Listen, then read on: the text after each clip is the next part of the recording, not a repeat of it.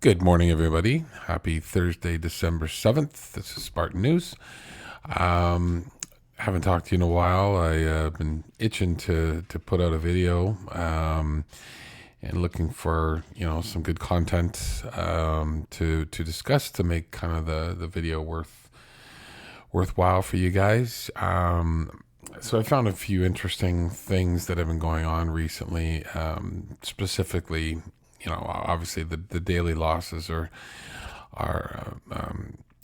continuing for the Russian military, but there was also some recent successes that the special branch unit of the Ukrainian military, when it comes to taking out traitors.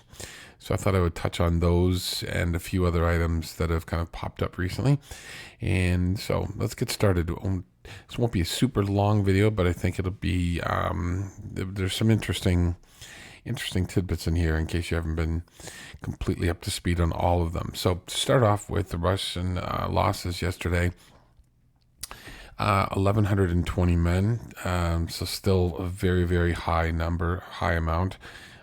Over the war, I think that the average was just under 500, I believe. And then in the Bakhmut offensive, where the Russians basically went at Bakhmut hard for month after month, and that was with the help of the Wagner Group and prisoners, etc. They were losing around 760 Russian personnel, if you want to call it that, a day. And it's this phase, if we call this the Avdiivka phase, they're averaging over 960, and recently it's basically been over 1,000, almost 1,000 a day for the month of November. I think it was just over 27,000 troops were lost in the month of November.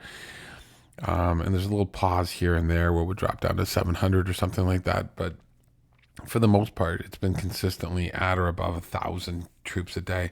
And to just put that, like, you just can't even put that in perspective. The last time the Russians were losing that, I think, was World War One. Consistently 1,000 a day. But anyways,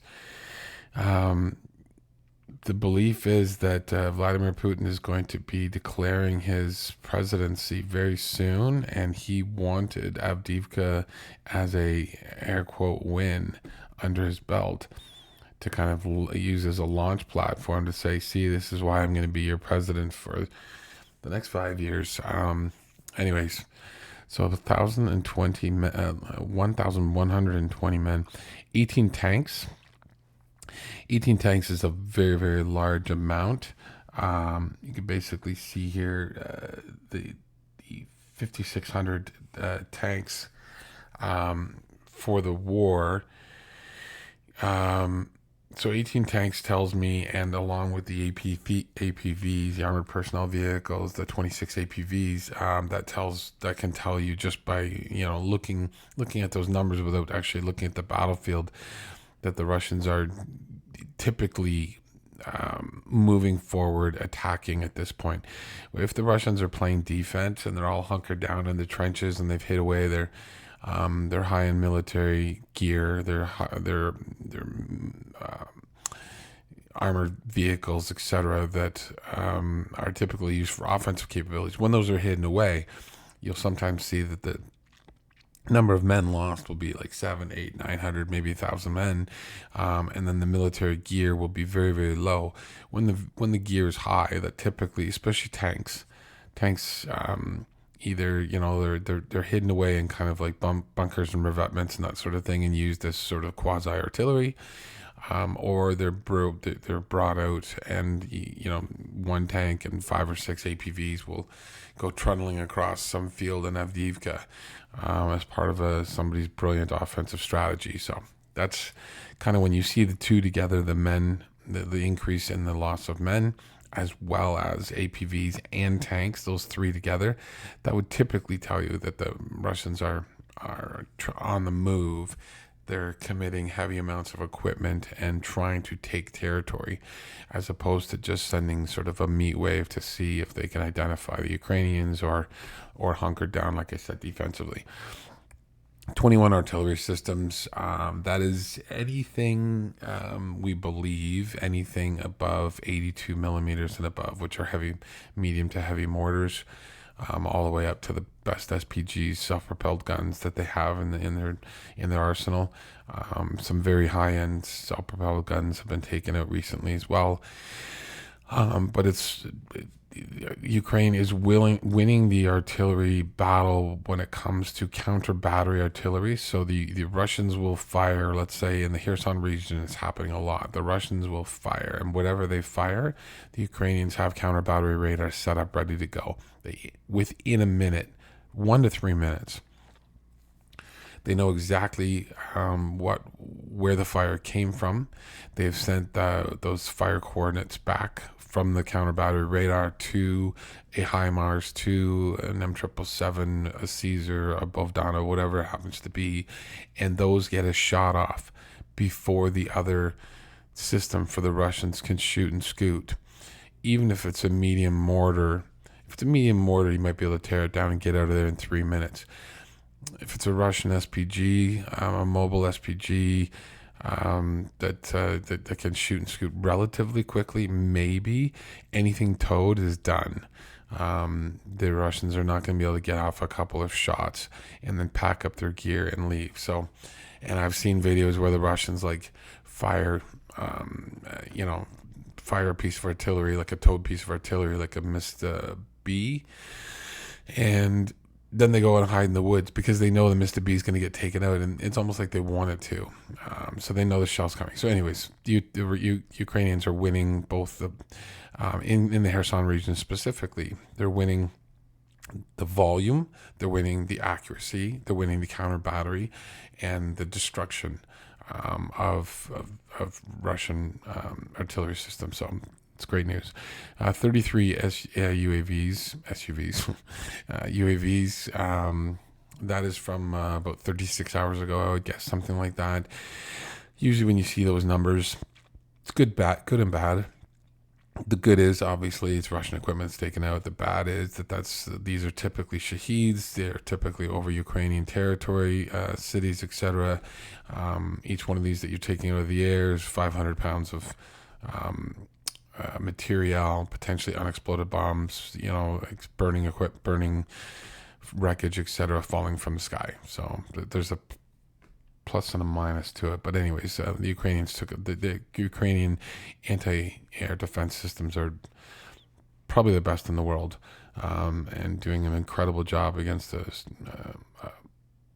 enemy that just constantly just pumps drones and cruise missiles, etc., into the air, testing always. And Russia's only got to be right once a night, right? The Ukrainians have to be right 100% of the time, every single night, in order to stop things from going very poorly for the civilian population, because that's who Russia targets.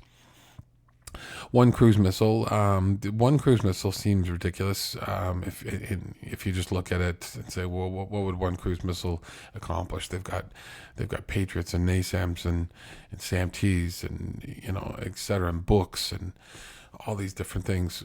I personally believe when you see these one cruise missiles, I think that there's a mapping exercise going on, and I believe that these cruise missiles, and I've seen them sent on an S-curve kind of track through Ukrainian airspace, and they know they're going to get shot down. They know they're not going to target any. They're not going to hit their target for the most part.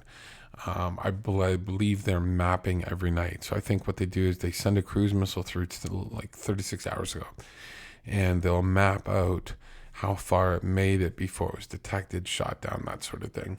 And then they'll use that map to potentially launch the next round of either a large amount of cruise missiles or most likely Shaheeds, to try to sneak them in between radar coverage areas.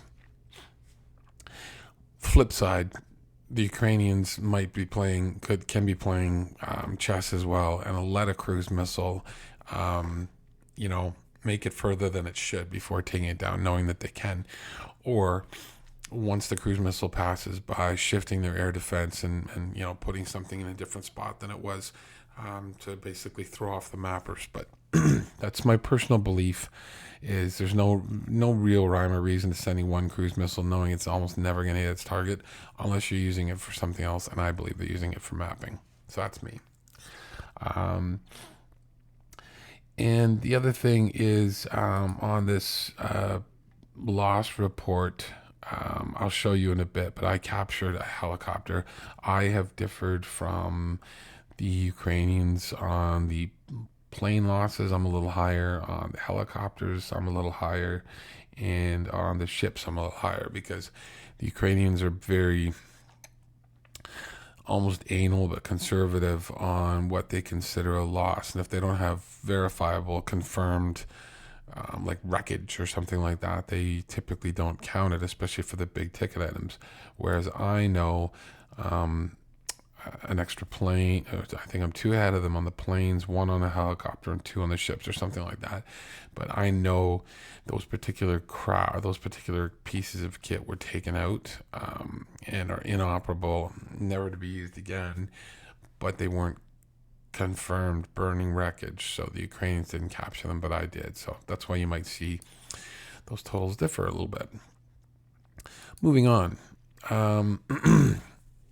So yesterday there was a Tu-204 cargo airplane that basically caught fire on takeoff. So first of all, what I'll do is I'll show you the plane. So this is the Tupolev 204. It's, it's like a 750, 767, 777, something like that, but very similar. I can't even do the Aerobus ones, but anyways, so that's the cargo plane. And here's the airport location in Russia, so you can see it's quite a ways away. And this is not to say that this was Ukrainian partisan or anti-air or anything else. I'm just letting you know for just for visuals how far away. And that's not to say the Ukrainians haven't hit this area like a couple of trains recently, but anyways. So here is the video of that particular plane taking off. What the heck? Go away. Oh, come on. I don't want to subscribe. There we go. All right. Now, what you're going to see is you're going to see burning stuff falling from this plane. It may be engine parts. It may be a fuel dump as it's returning to land. It may be both, but I'll let you watch. Oh, by the way, right there at the start of this, you can see. It looks like there is a flame on the left engine. Definitely there's a flame on the left engine. You can see there's the engine right there. It looks like there's a flame on the top and then a secondary flame right there. And now you can see here. Let me do this again. You can see there's a streak of smoke behind it. And this to me, I mean, if it's a fuel dump, the problem,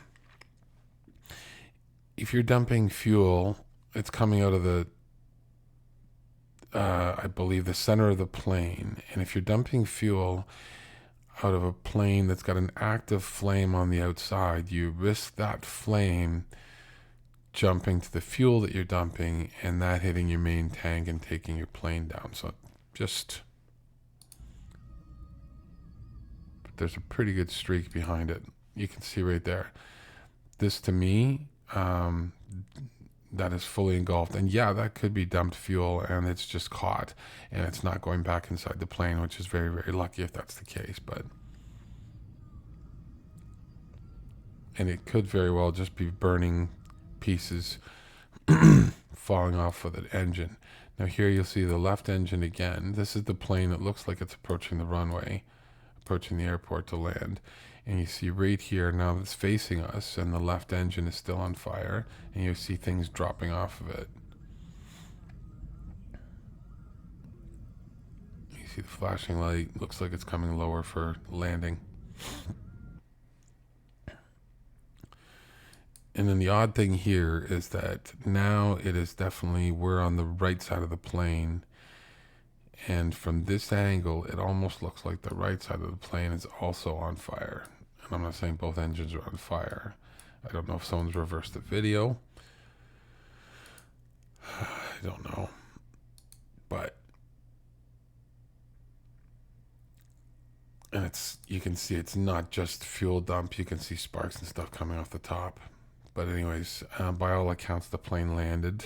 And I haven't seen or heard if they've confirmed exactly what the cause was. But Western sanctions are biting into the Russian commercial airline industry for sure. They are losing planes left, right, and center.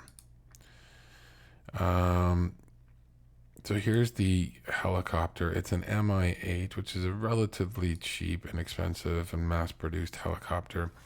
Something forced it to land. Either it was dropping off troops or it had engine failure or something like that. But anyways, it landed. The statements are that it was targeted by a HIMARS. I don't have confirmation of that, but whatever it was, struck close, and it struck close enough that, in my personal belief, this helicopter was hit by shrapnel, etc., and will not be taking back off. So I'm considering this a loss. That might be too aggressive on my part, but here we go. So there's the helicopter on the ground. You can see the rotor turning.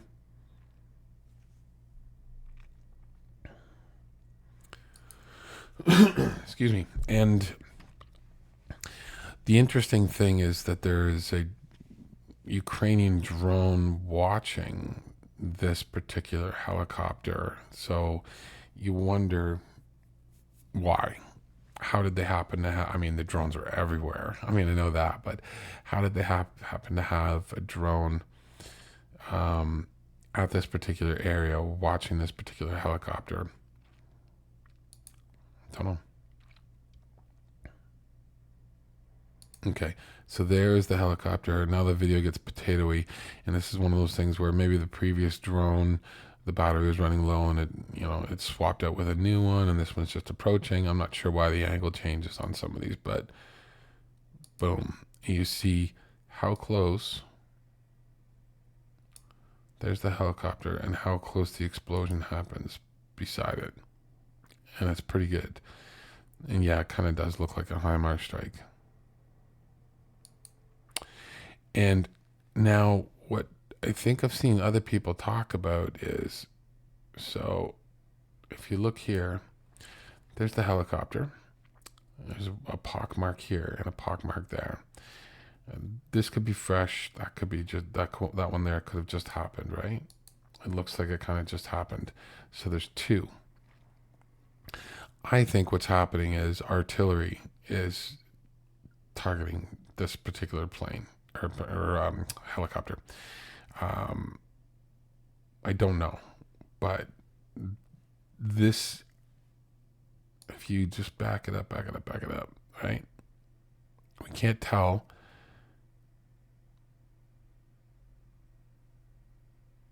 I'm just moving forward to see if I can see anything. Okay, so this one on the right, I believe that there was so I believe this one is older. And again, it might be because of this helicopter being there, but this one is older. I think this particular crater just happened there. So we have two craters, right? Now watch.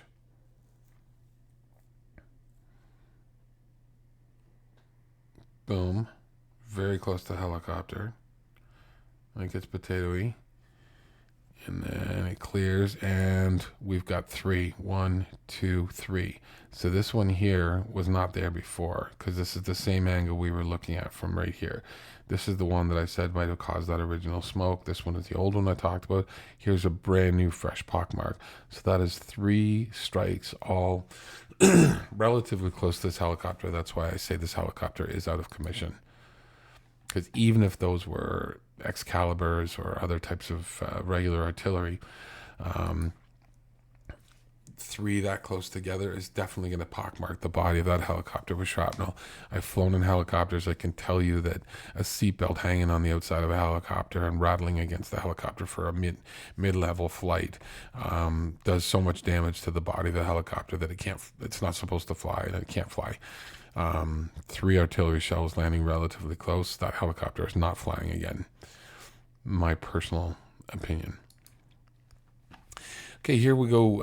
The Ukrainian SBU basically is reaching into Russia and occupied territories and taking out traitors, which is fantastic. Anybody who knows their history knows the history of Mossad and their long-term approach to taking out terrorists, people who have wronged Israel. One second. Excuse me, people who've wronged Israel, the Munich Olympics, that sort of thing. They'll take weeks, months, years, decades to hunt down those that are responsible. Ukraine has kind of taken the same approach where they will go after just about anybody who's a legitimate target, and they are specifically focused on Ukrainian nationals who turned into traitors and either started running or working for whatever the LPR or DPR, Luhansk People's Republic or Donetsk People's Republic breakaway regions. Some of them have been they've turned into like quasi commanders of these militia or military forces, and they've actively targeted, killed, tortured, etc. Ukrainians. So yesterday there was some sort of an attack, believed to be a car bomb, that took out Oleg Popov, the deputy of the People's Council of the so-called LPR, Luhansk People's Republic. The original reports were that he was injured, and later it was reported that he died from the attack. He'd been previously linked to the murders of Ukrainians. So this is that smiling-looking gentleman, happy-looking gentleman, looks like a traitor who's got those hollow eyes, like he's always looking over his shoulder. And let's see what kind of car he was driving. That's what he used to be driving. This, to me, I can't tell you for sure. This could have been a drone strike or it could have been a car bomb, but whatever it was, that car fully engulfed. You can see the paint burned off most of it and the tires burned, etc. Trunks popped, don't know if that means anything. Roof damage back here, don't know if that means that there was a drone came in the back or if that's just pure fire damage. But either way, this gentleman was taken out, and the last article on him, in Luhansk, Ukrainian agents eliminated Popov, an occupation authority leader. On Wednesday, December 6th, Russian telegram channels reported that the car of deputy of the People's Council of the LPR, Oleg Popov, was blown up in Luhansk near the city stadium. Initially, it was reported that he was injured, but by evening, the investigative council or committee of Russia confirmed Popov's death via an unidentified device detonated in his car. So they believe it was a car bomb inside the car. And this wouldn't be the first time. In fact, it wouldn't be the fifth time, just the fifth time that the Ukrainians have taken somebody out with a car bomb underneath or inside their car. Kiev Post managed to establish that this special operation was organized by the Security Service of Ukraine, the SBU. Kiev Post military source added that Popov was a quite legitimate target because before becoming deputy, he managed many Russian volunteer battalions and led illegal armed formations and killed Ukrainians. In addition, Popov was the head of the Committee on State Security and Defense in the Russian-occupied territory of the Luhansk region. Undermining the leader is the best advertisement for the effectiveness of this committee's work. So basically, that's his quote, and that's basically him saying his goal was to undermine Zelensky. This was one of the first this was not the first attempt to assassinate Popov. In September 2022, his alleged death was reported as a result of a contract killing. But in February this year, Popov returned to his duties. And I do remember that, actually. The announcement of his death was then called part of the operational game of the Russian Special Services. Basically, a false herring. Or false herring? Is that? I think I'm making up a metaphor there. False herring? No, that's not it. Anyways, it's gonna bug me. It's probably gonna come to me as soon as I'm done recording. But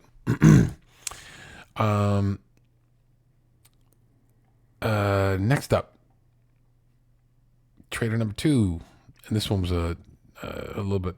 I think this was about a day and a half ago, 2 days ago. Murder in the Snow. This Alex, I find their posts sometimes very, very interesting and informative. They do their research, so some of it's graphic, whatever, but some of it's very good. So choose your sources. I choose to follow Alex. Ex-deputy of the Verkhovna Rada of Ukraine, traitor and propagandist Ilya Kiva, was shot with an unknown weapon today. Oh, sorry, this isn't 2 days ago. This is the more recent one, I believe. Anyways, he was killed with 2 shots, one in the chest, one in the head. He was wounded at first and finished off second, according to, and this is lost in translation a bit. It's not the way I would speak or whatever. And finished off second, according to. So basically, small arms fire. He was shot once and then shot a second time to finish him off because he was still alive. The murder was committed in a relatively deserted walking area of the Velich Country Club suburban complex near Moscow in the village of Supanevo. Therefore, the body of the ex-deputy of the Verkhovna Rada of Ukraine was discovered only an hour later. So basically, he was killed in a Moscow suburb. Security services officers are studying passenger lists at Moscow airports now. Particular attention is paid to 2 different airports. They are the closest to the country hotel where the ex-deputy was killed. I'll leave it there, but basically, this is the gentleman who was taken out. Not a cool dude. Again, another traitor, this time in Moscow. The Ukrainians don't care. They have partisans, they have SBU agents, they have collaborators, etc., whatever you want to call it, people willing to identify targets and or take out targets. And they have a very, very good success rate, and that very, very few of the suspects, or very, very few of the assassinations result in an SBU or Ukrainian or a legitimate suspect being taken into custody. A lot of these are done very clandestine, very successfully, and without any any identified perpetrators, if you want to call it that. That's another picture of him. Ukraine claims killing of traitor ex-MP. So he was a member of the government, right? Which is even more disgusting.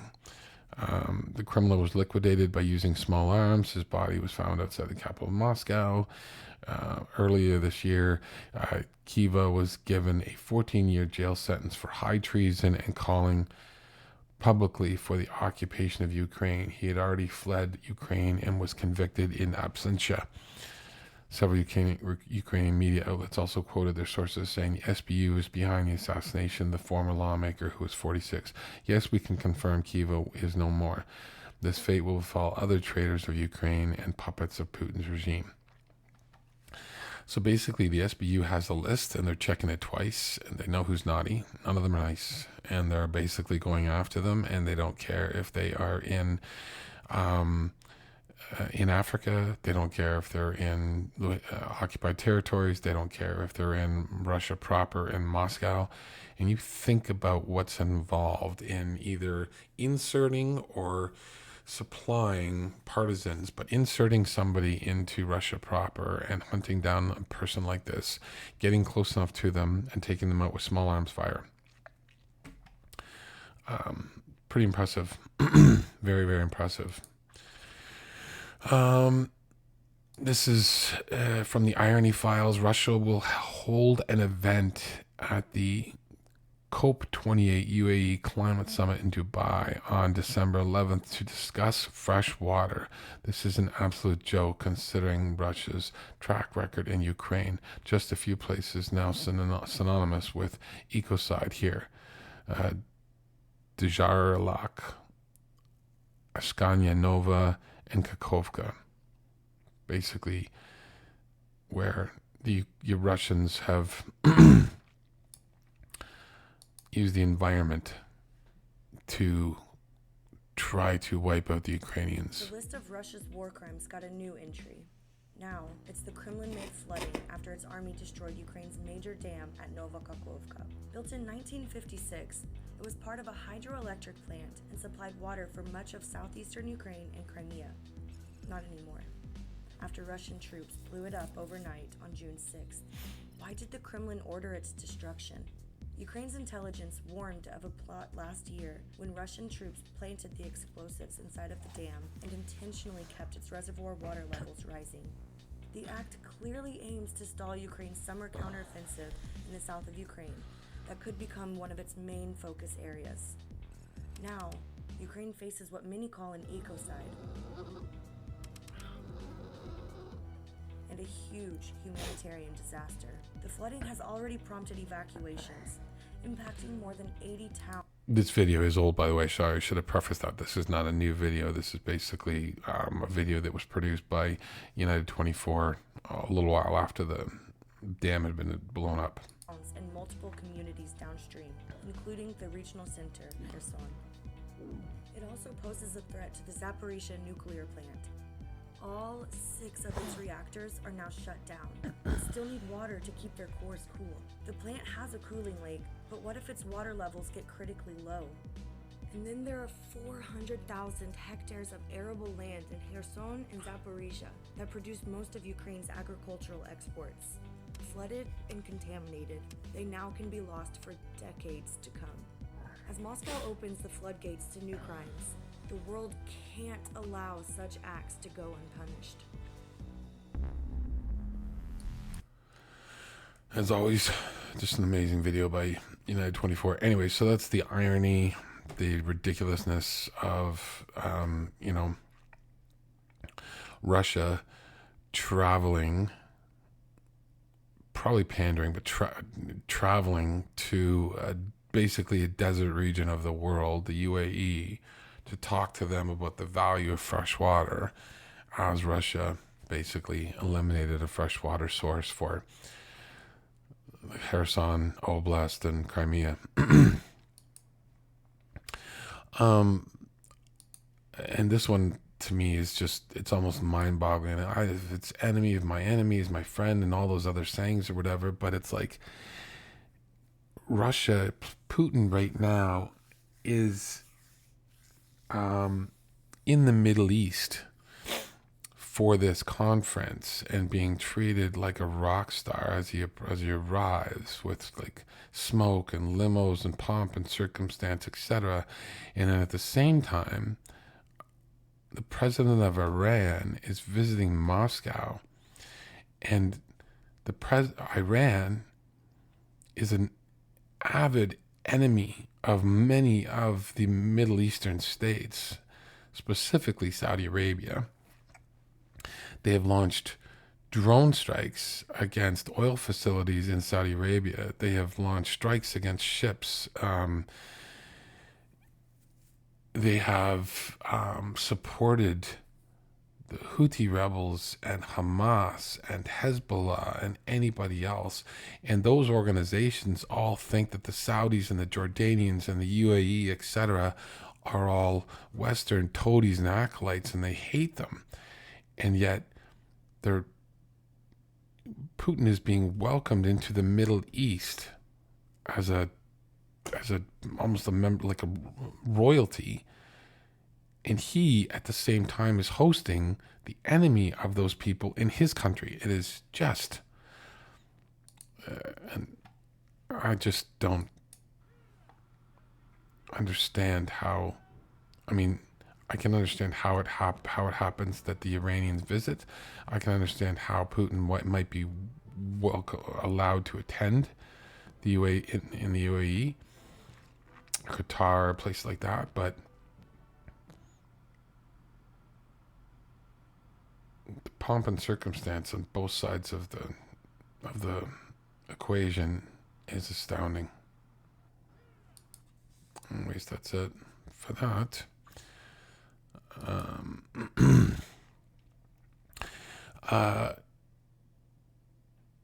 This is the yesterday's strike. The Ukrainian armed forces struck a petroleum storage facility in the Donetsk region. It was a big fire. I'm not going to show that video again, but this is the aftermath.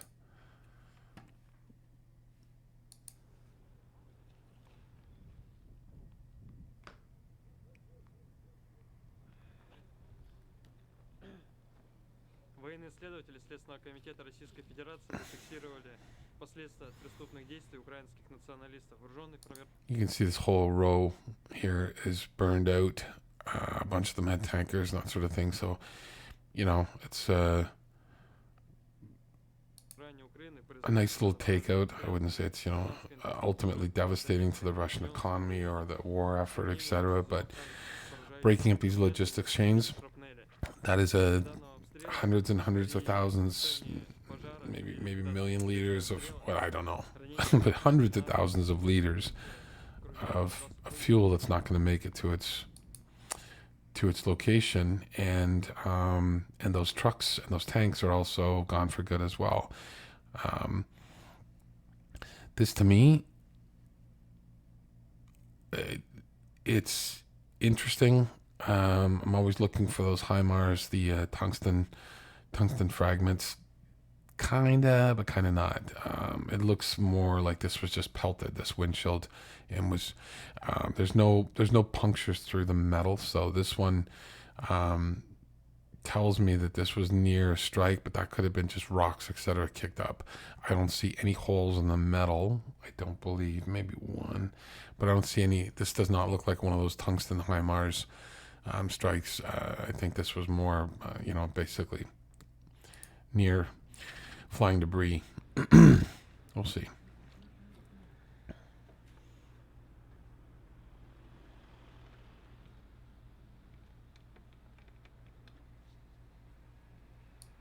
Same sort of thing, pelted, and this is on the side. A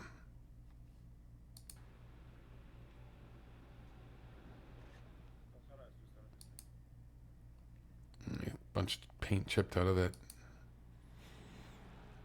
And then here I'm like, okay, maybe it was, who knows? I don't know. It's just speculation. I think it was just close to an explosion. We'll see. Maybe we will.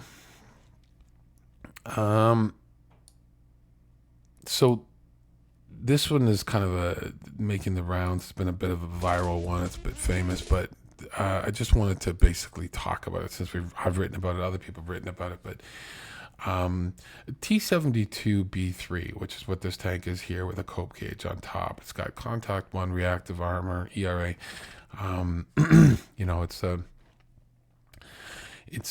It's the workhorse. It's the most common tank in the Russian military. Thousands and thousands and thousands of them made, et cetera, et cetera. We know all about them. They have an ammo rack carousel in the crew compartment underneath the crew's feet. And so basically it's got an autoloader, and it's basically, as they're firing, this carousel kind of kicks around, spits out the next round and charge, and fires it. And when you get a good strike, like an NLAW or javelin or, et cetera, on the top or just on the right spot, you can instant ignite the ammo.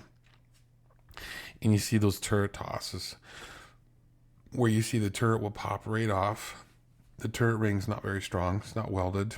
I believe there's a welded ring on the newer ones, whatever. But anyway, so the turret pops off, and and it's a great cook off, and the body of the tank is left. In this case, this you're going to see so this is being watched by, I think, two drones. One's some observation and one's an FPV. But this FPV, it's most likely carrying an RPG-7 or something similar, hits it right in the back. And I've seen many T-72s hit in the back, hit in the top, hit in the front, etc., and have instant ammo cook-offs. And the body of the tank is left, the turret is left, the engine doesn't exit the vehicle. There's something about this one that's just sticking with me. It's like I've never seen a tank, I don't think, completely disassembled to this degree from one strike and an internal ammo kickoff. It carries 22 rounds. So even if it's got 22 rounds of HE, right, high explosive, hasn't fired one yet, and you get a perfect hit of this FPV, and it sets off one that's just been loaded or whatever, off she goes. Just watch the destruction of this tank, and you tell me if this is normal, or if maybe this is a very poorly constructed tank. Maybe they skipped on the welding, etc. Because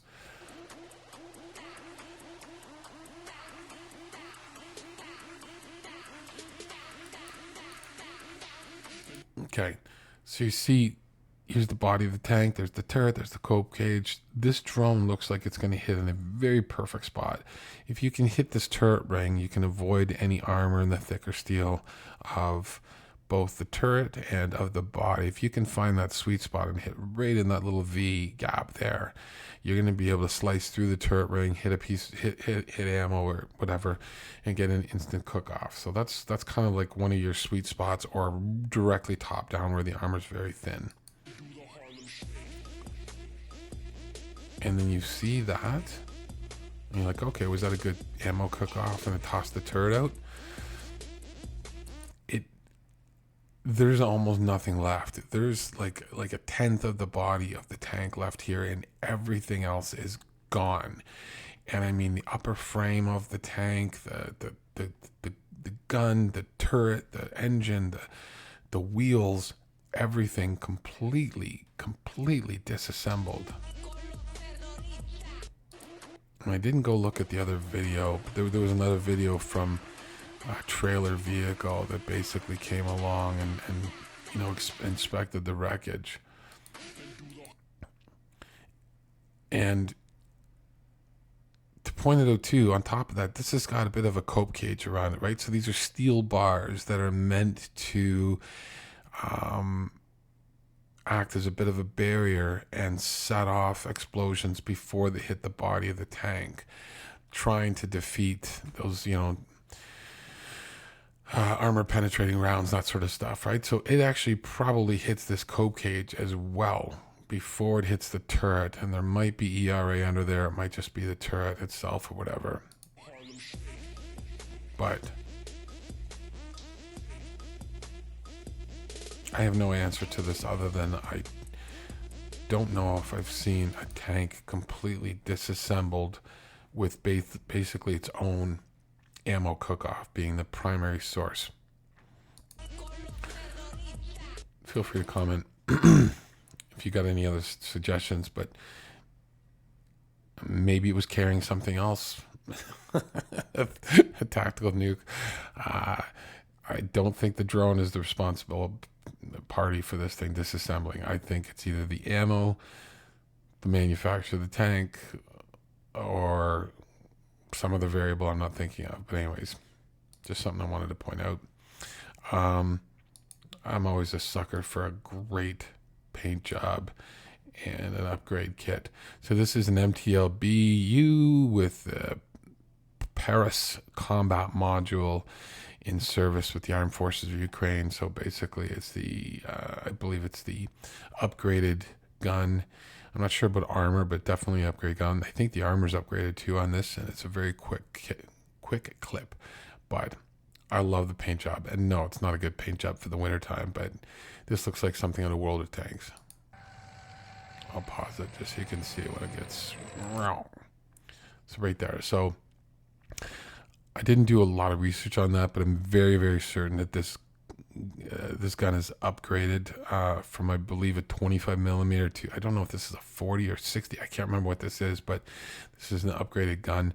And to me, I think it's got extra. It's got an extra armor kit on this, but I think it's just harkens back to the World War II paint jobs of the, maybe it was the Panzers, and it's just a good looking vehicle. So anyways, wanted to point that out. This hero, this monument was opened up a few days ago in Kyiv to Alexander Matyevsky, who was shot by invaders after saying glory to Ukraine. So basically his trench was overrun, his comrades were killed, he was the last man standing. He was facing down what apparently was 4 or 5 Russians with all of the rifles pointed at him. I think he was guaranteed, dead sure that he was going to die. He had smoke going in his mouth, kind of looking at them side-eye, and he basically says, Slava Ukraini. Sculpture was installed on the territory of the National Historical and Architectural Museum. The Kyiv Fortress, the monument, is an almost exact copy of the warrior. It was created by sculptor Oleg Tesios. The man spent almost 2 months on this work. It is incredible, and not very often do you see. You usually see brass, bronze, that sort of stuff, replicas of people. Not too often do you see one that's an absolute duplicate of the man, from his size, his clothing, etc. It looks like he's in there. That is incredible. Cigarette and all.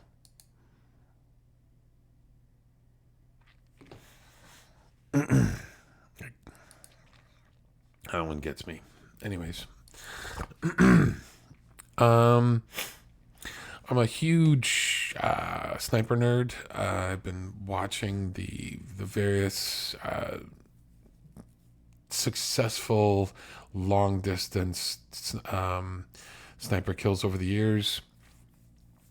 There was a battle going on where I think, if I remember correctly, an American had the title for a while, and then Canadian Special Forces came along. I think it was in Afghanistan, took the record for the longest distance.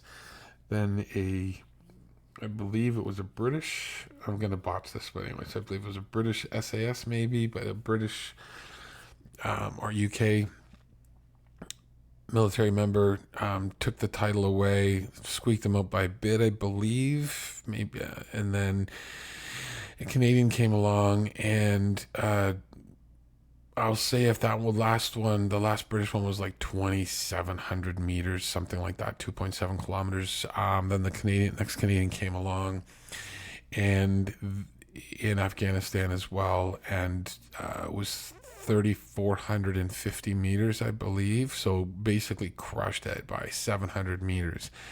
And it was actually a JTF-2 Special Forces team that was parked out in a hotel overlooking kind of like a valley of town, etc., for 56 days.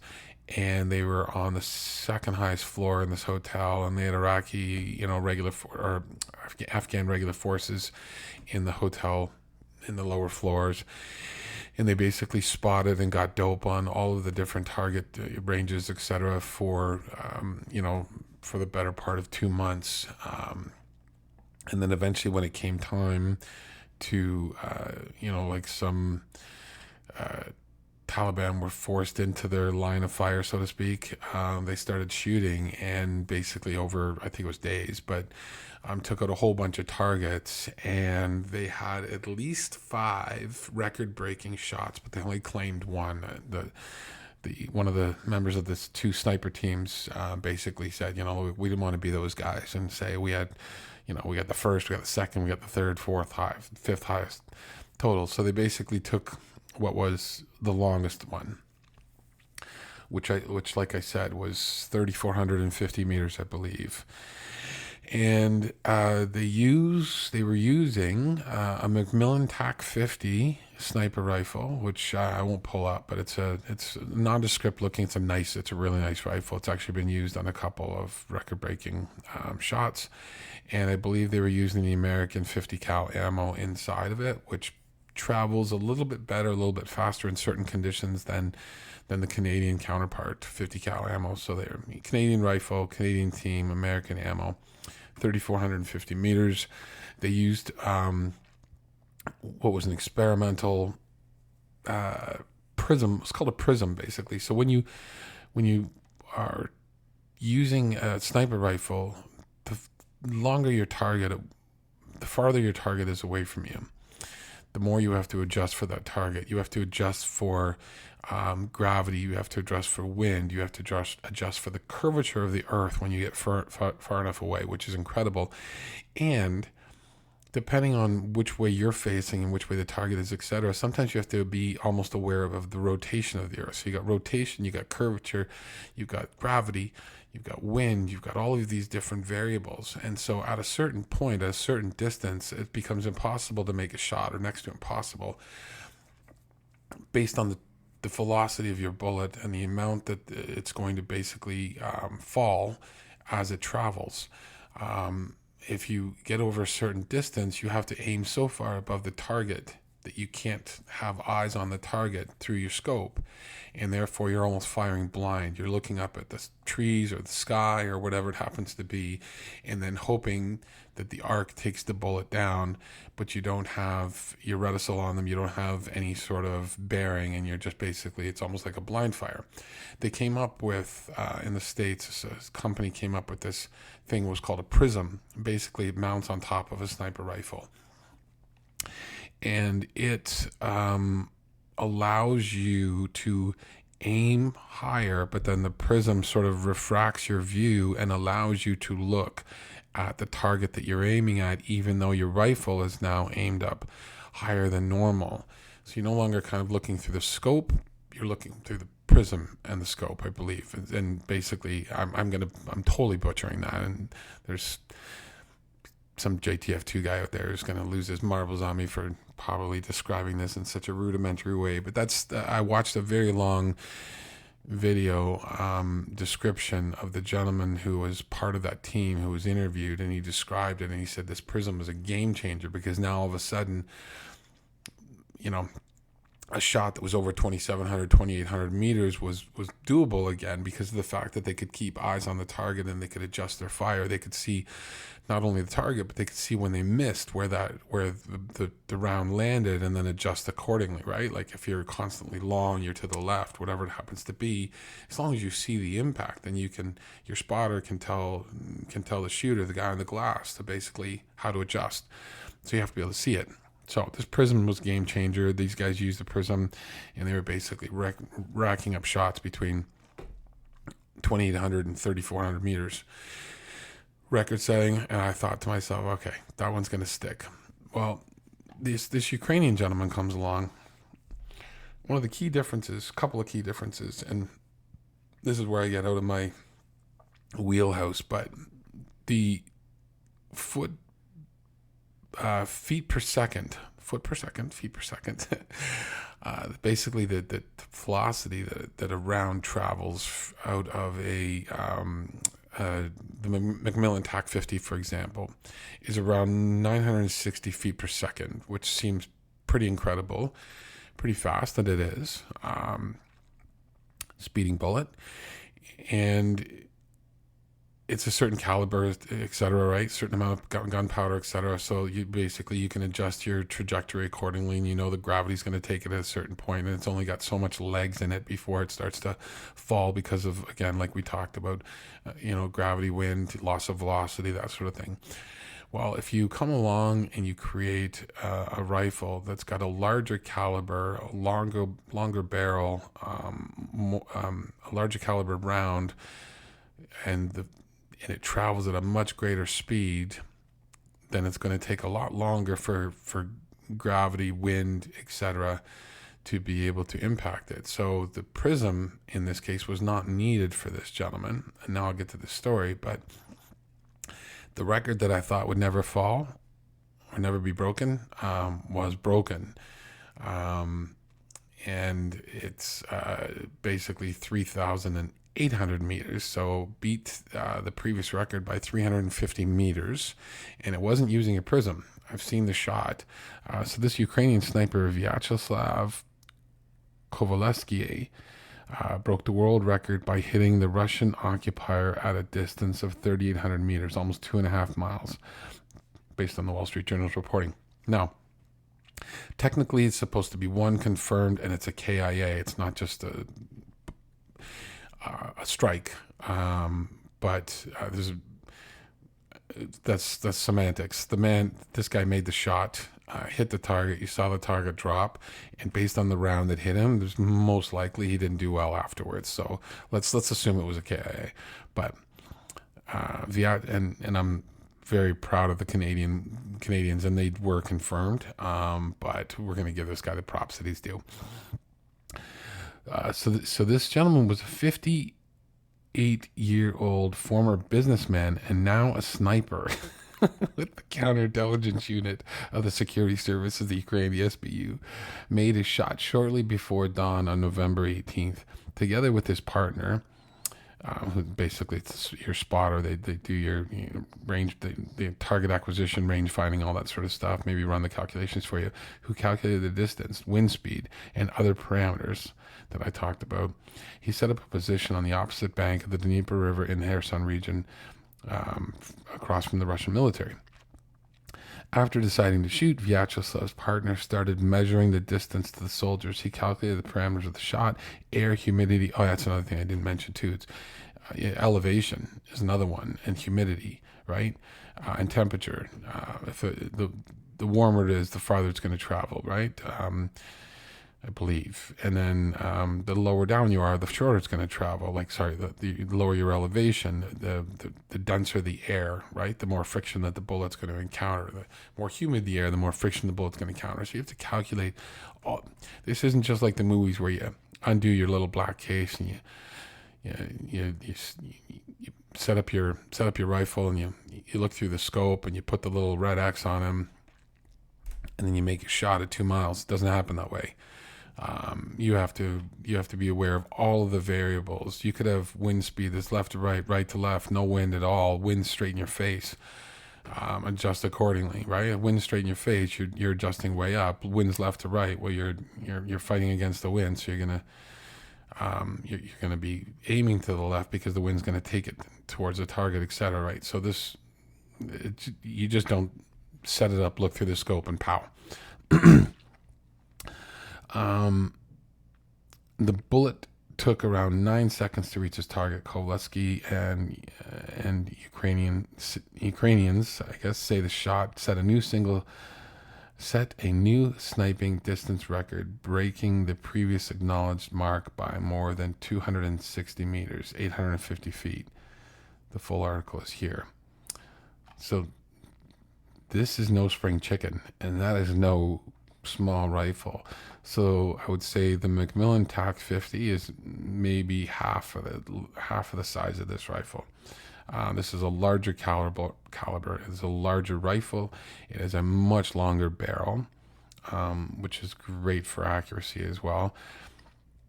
Harder to conceal, harder to travel with, etc. Harder for one man to be walking around, in the back country or in an urban area by himself with this rifle and transport it effectively.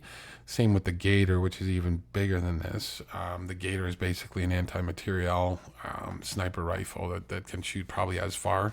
It's not as accurate, but it packs more of a punch, and it'll take out tanks from behind, or MTBs, MTLBs, all that sort of stuff. So anyways, I digress. But so there's pros and there's cons. This thing is, if you're in a small hide in a tree or something like that, and you're trying to use this, it's going to stick out so far that it's going to be pretty obvious where you are.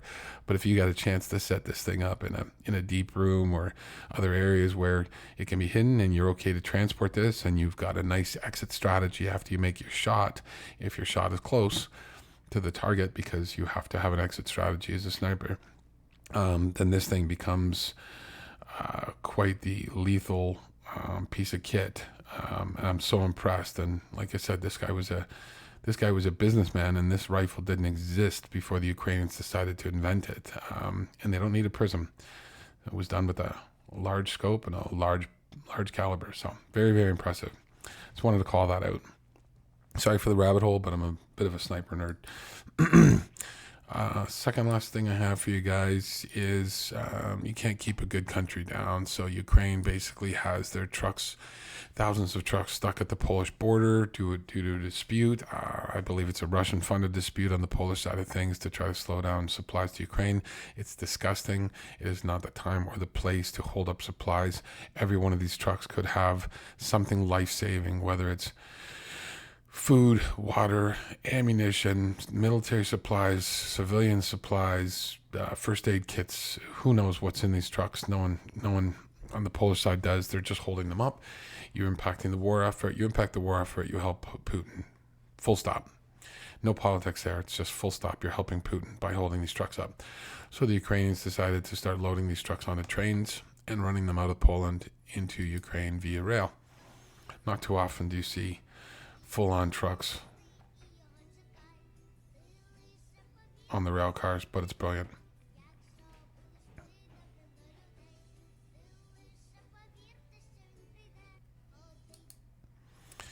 And last but not least, just a very cool photo of a very badass looking pilot.